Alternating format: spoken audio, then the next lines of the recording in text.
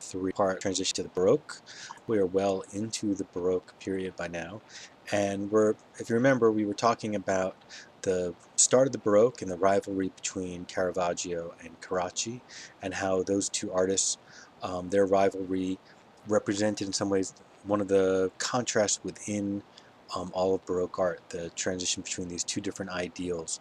One ideal that involved a very kind of naturalistic sense of drama and a avoidance of idealism, and another that was a little bit more restrained and a little bit more idealized, a more a greater sense of color.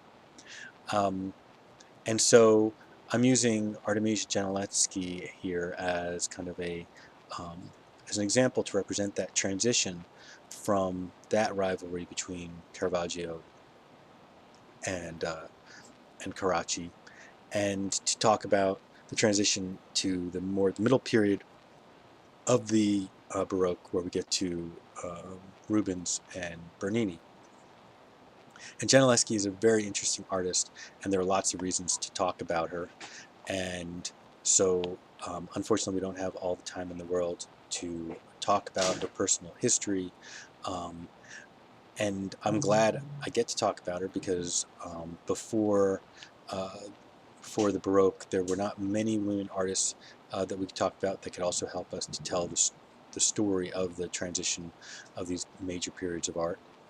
But um, she is a very she's an artist that she fits perfectly in terms of telling the story, beyond the fact that she's also an interesting personal story herself. Within her art, we can see the influences of Carracci, and we can see strongly the influences of Caravaggio.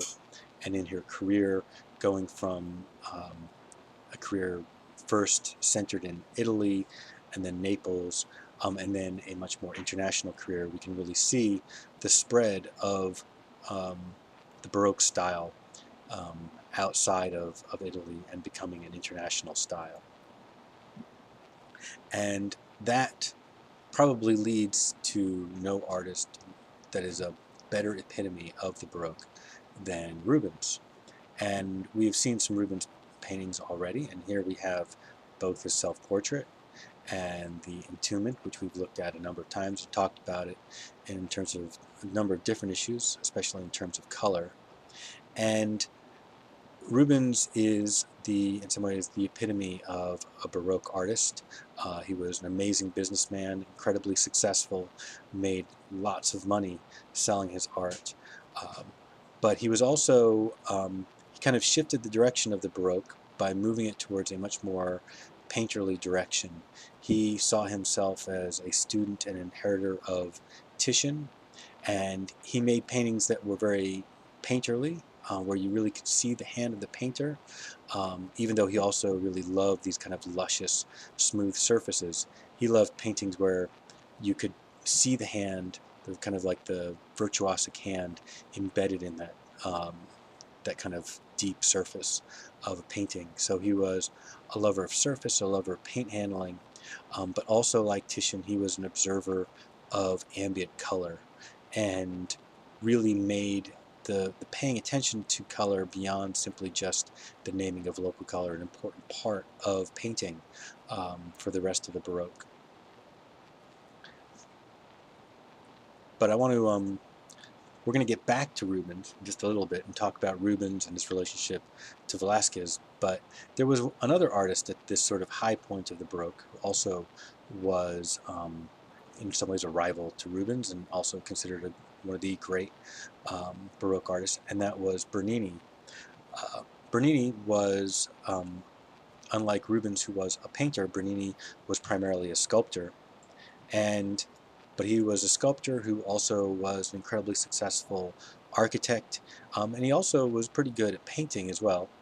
And one of the main things that he had on top or above what Rubens had was, hold on, let's go back just for a second, was that he was in Rome, and he worked for the Pope, for the Vatican, for some periods almost exclusively. Um, One of the things about the Baroque period is that it's defined as a period of religious turmoil, right, as this conflict between the Reformation and the Counter-Reformation. And Bernini, as an Italian Catholic, was very much on the side of the Counter-Reformation, and very much on the side of the Pope, um, whereas Rubens uh, worked for all kinds of clients, and made altarpieces um, um, for people of all sides. Um, and anyway, so as I said, Bernini is well noted as a sculptor. We've seen his David before, and we have also seen the Ecstasy of St. Teresa before. Um, but he made so many great sculptures, and many of them are incredibly dynamic. You know, we talked earlier about the difference between in the round and fully in the round. You know, the idea of a sculpture really kind of engaging and actively participating with the volume and space around it in every direction. And all of his sculptures really live up to that ideal.